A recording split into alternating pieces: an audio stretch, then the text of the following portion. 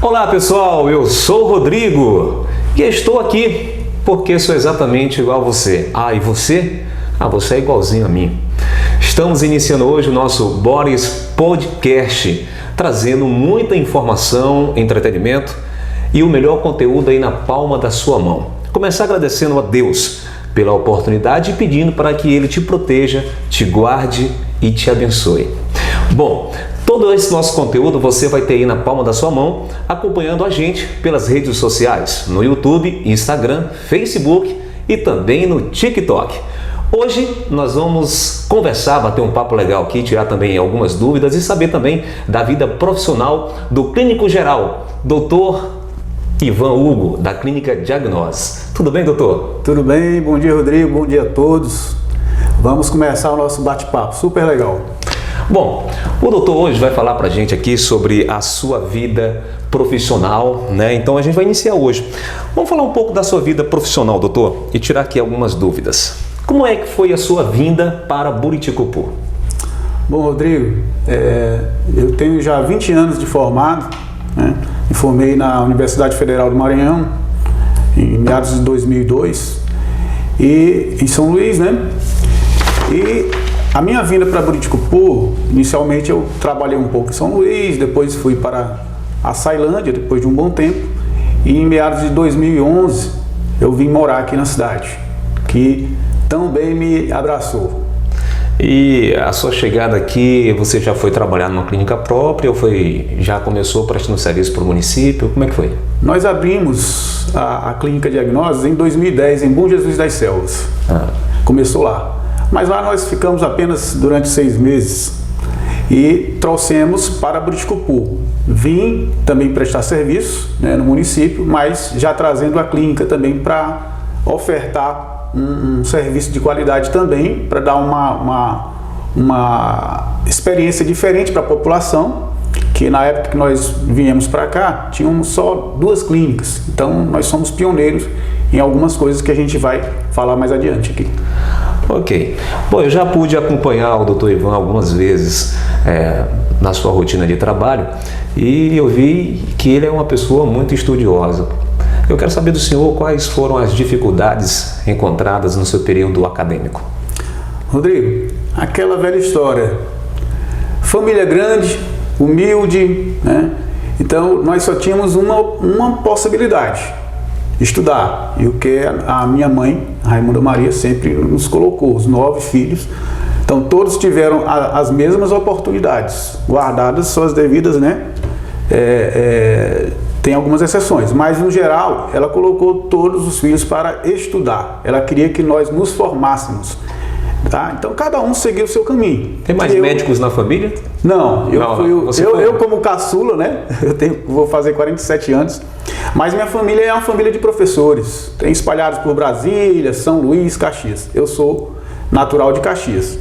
Então a gente seguiu. O foco sempre foi o estudo, a educação na nossa família. O senhor tem a especialidade em clínica geral? Eu sou clínico, né? E após um tempo, em meados de 2009 a 2010, eu me dirigi a Ribeirão Preto, São Paulo, onde eu fui me especializar um pouco na parte de imagem, em ultrassonografia, tá? E foi onde eu também me encontrei pela segunda vez. Primeiro fazendo o curso de medicina e depois fazendo ultrassonografia, que eu já faço aqui já há 11 anos mais ou menos. Agora, qual o conselho você dá para quem quer ser médico, quer se formar em medicina? Olha, foque, estude, você é estudante profissional, você não pode dividir seu tempo com muitas outras coisas. Você tem que ter no mínimo de 70% a 80% do seu tempo dedicado ao estudo. E não adianta você fazer algo obrigado, você tem que amar o que faz. Então começa daí. Então você que está começando agora, que pensa em fazer qualquer curso, não só medicina, é importante que você pense assim: eu sou estudante profissional, a concorrência é enorme. Na minha época já era, hoje em dia acho que multiplica por 10 vezes a concorrência. E o pós também, quando você consegue passar na faculdade, lá dentro você tem que se tornar um bom profissional. Para isso você continua estudando, focando, e após a sua formatura, você não para. Então, eu não paro, porque o conhecimento científico, está aí a pandemia para testar a todos os cientistas, médicos ou não médicos, está aí para testar. Então, ninguém detém o conhecimento. Ele é um trabalho diário, você tem que buscá-lo diariamente, porque as coisas mudam, e na medicina não é diferente. Bom, a gente falou aqui no início, o senhor acabou de falar, né, em relação à questão da pandemia, e eu quero até deixar claro aqui para os telespectadores que a gente está testado aqui, né, sim, negativamente no Covid. A gente está respeitando aqui a questão do distanciamento para bater esse papo, e por isso a gente não está aqui usando máscara, né, mas é importante que você use máscara, né, e higienize sempre suas mãos com água e sabão ou álcool em gel 70%. Doutor, vamos falar agora então de pandemia, né? É o assunto do momento, né? Da vez. Pandemia, vacina, coronavírus. Vamos falar então da definição do coronavírus. Defina pra gente o que é o coronavírus. Pois não, Rodrigo. Um antigo professor meu sempre me dizia o seguinte: Ivan, sempre saiba bem o máximo que você puder do básico. O básico. Então a gente tem que entender o máximo possível a definição da doença, o agente etiológico, que é o que causa a doença. E às vezes você vê profissionais ou pessoas do público em geral que conhecem muita coisa do coronavírus, mas não sabe o básico. Não sabe o básico. Então, na realidade, o coronavírus é um conjunto de vírus. Na realidade, ele já tinha sido identificado lá por volta de 1930 em aves domésticas. Então, já se conhecia o coronavírus. Claro que, depois de um tempo, ele começou a trazer doenças, né? Epidemias para o ser humano. Em torno de até sete tipos de coronavírus causam doença nos seres humanos. Tá? Então, nós temos aqui, só para exemplificar, nós temos o SARS-CoV, temos o MERS-CoV e o SARS-CoV-2. Esses três foram os que começaram a trazer epidemias desde meados da década de 2000, do início de 2000. Você teve epidemias no Oriente Médio, daí o nome MERS-CoV, que foi no Oriente Médio, SARS-CoV na China e o SARS-CoV-2 em Wuhan, na China, agora já em 2019. Então, ele é um vírus RNA encapsulado e ele pode causar doenças desde um resfriado normal, comum, até pneumonias fatais. Agora, doutor, dos patógenos, o vírus ele é o quê? É o terceiro mais forte? Qual que é o mais forte dos patógenos? O grande problema, você tem muitas doenças bacterianas. Graças a Deus que as bactérias e protozoários, você tem tratamento eficaz para matar aquele agente. O grande problema do vírus é que é muito difícil você encontrar um tratamento que mate, que dê conta, que mate. Daí nós nos apegarmos às vacinas, que vão utilizar o quê? Melhorando, reforçando nossa resposta imunológica para aquele agente. E o problema também maior do vírus, a mutação. Os outros patógenos também sofrem mutação, mas o vírus, você vê, a gente tem a época desde que a AIDS foi descoberta, em 1980, 81, a gente tem um tratamento, depois de tantas décadas, a gente já tem alguns tratamentos, mas veja só o quanto o HIV também sofreu mutações. Isso para dar um exemplo. O outro seria a influenza, também é um vírus, que nós temos que nos vacinar todo ano, né? Principalmente os idosos.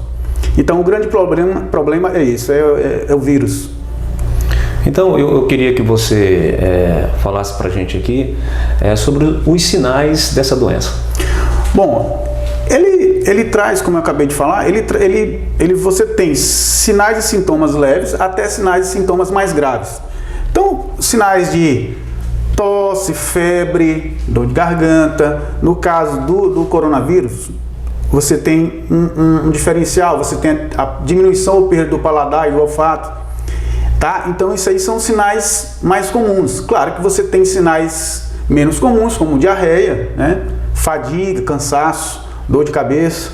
E sinais mais graves, que são os sinais de gravidade, que é aquela história que você começa a sentir dor no peito, falta de ar, dificuldade respiratória, confusão mental. Então, isso aí você já parte para sinais de gravidade, né? Graças a Deus que o coronavírus já se demonstrou que a maioria das pessoas tem a forma leve.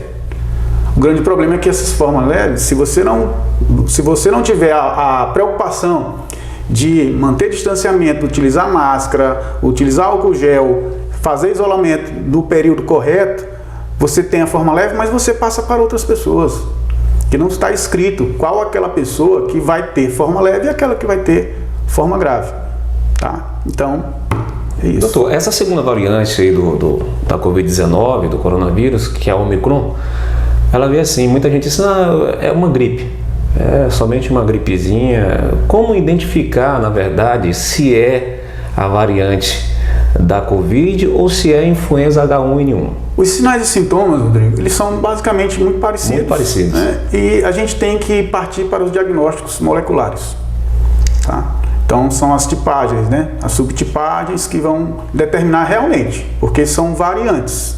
E elas são determinadas através de exames, testes moleculares. Isso é importante de sempre fazer o teste e fazer os exames, né, doutor? Já puxando esse gancho, pessoal, que a gente falou aqui de sinais e sintomas, então nós temos os testes, você tem o sorológico e o molecular. O RT-PCR é o exame padrão, que é aquele que é feito na mucosa do nariz e da garganta, tá ok? Agora, a gente falando sobre os sintomas, existe a possibilidade do Covid se comportar de forma diferente em relação ao sexo masculino e feminino? Porque eu já ouvi dizer que no sexo masculino, por exemplo, deixa sequelas, e as sequelas no sexo masculino é que muitas das vezes é a questão da potencialidade sexual. Isso é verdade ou é mito? Olha, eu não tenho nenhuma informação cientificamente comprovada.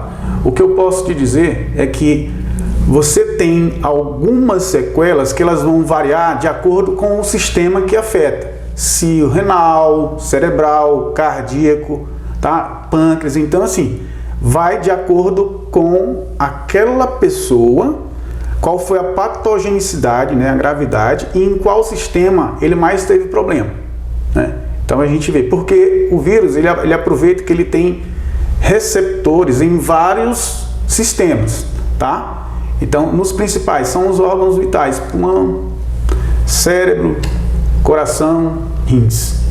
Então, isso aí eu posso te afirmar. Isso aí a gente também tem muita coisa, pessoal, que você está fazendo estudo.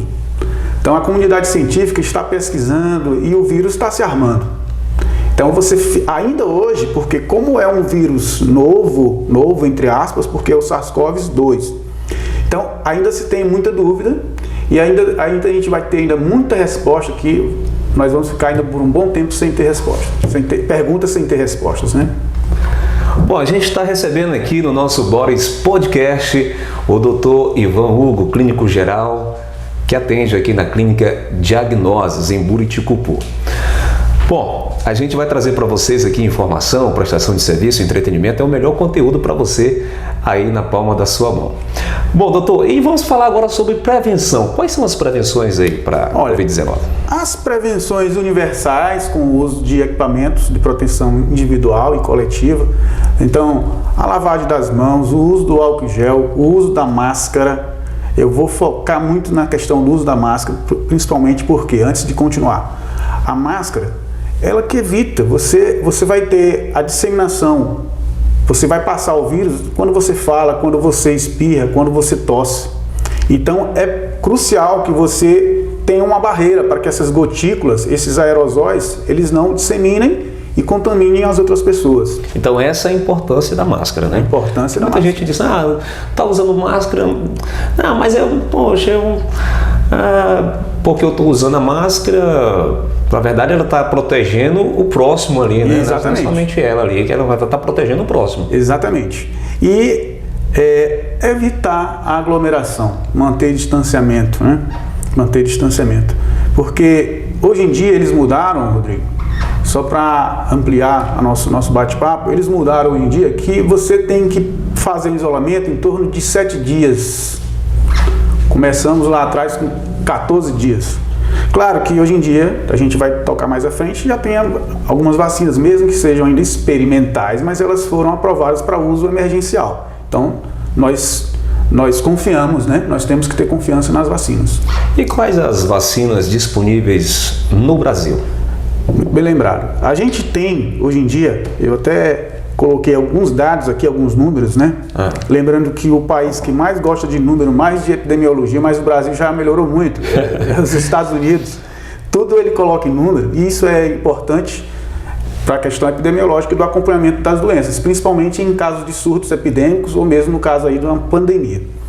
Então nós temos no Brasil aqui a vacina da Pfizer, que ela é uma vacina de RNA.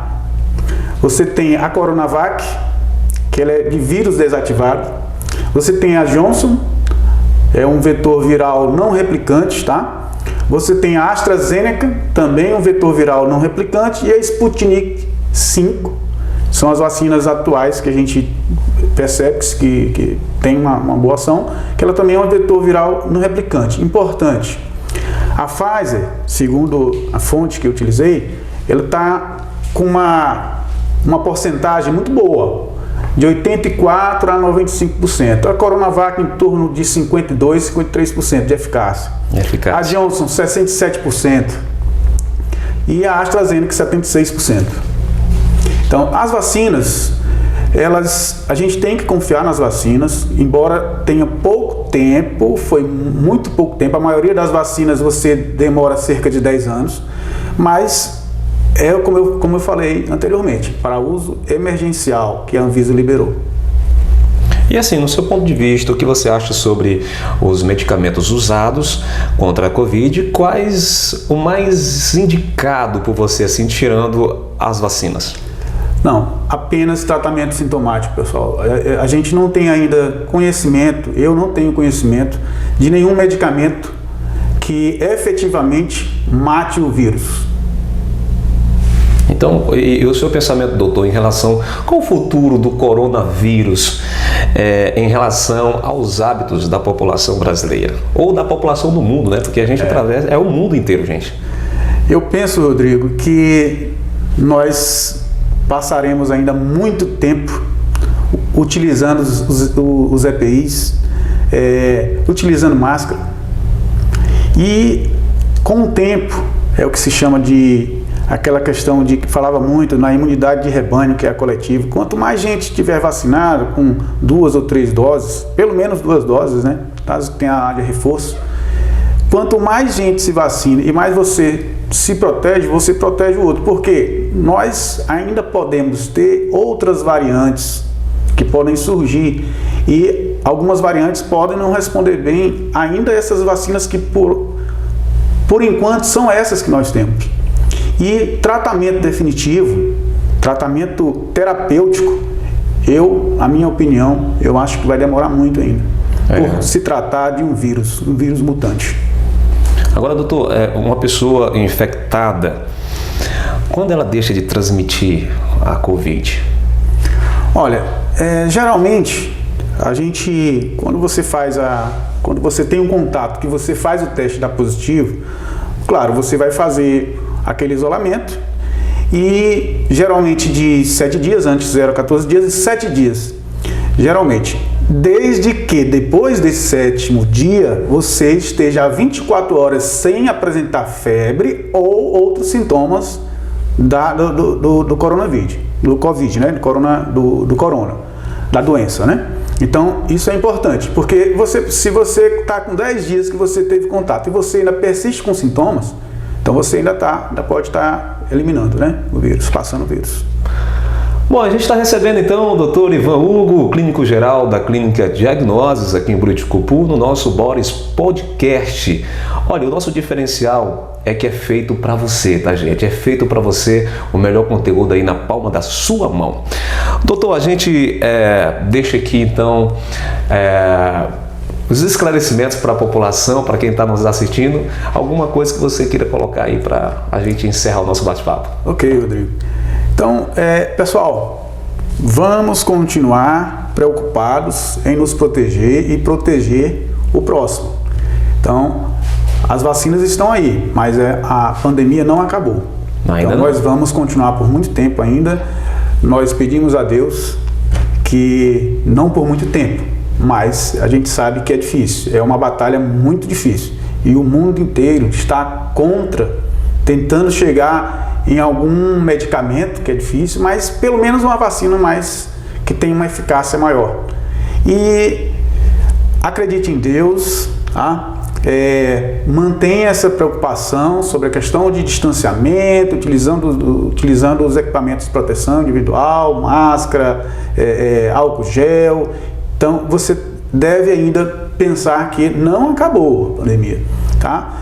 E para aqueles que querem, vou retomar aqui o início da nossa conversa, que gostam e querem entrar no ramo da medicina, é um ramo muito bonito, amplo, e a gente vê que o quanto o homem sabe da medicina ainda, isso aqui, porque um simples vírus mexeu com os cientistas, né, os pesquisadores, e você vê que o vírus é muito forte, ele é forte. Tá aí, e se cada um fizer a sua parte, eu tenho certeza, né, doutor, que logo logo isso tudo vai passar e a gente entrega na mão de Deus, tá bom? É isso aí. Doutor Ivan Hugo, muito obrigado, clínico geral aqui da Clínica Diagnoses. Obrigado pela oportunidade e a gente vai continuar aqui. Olha, e depois a gente vai bater um papo novamente, ele vai trazer mais informações pra gente, nós vamos conversar sobre outros assuntos aqui no nosso Body Podcast. Gostei da canequinha, hein? É um presente nosso para você. Valeu, gente. Personalizada. Tchau. Fique com Deus.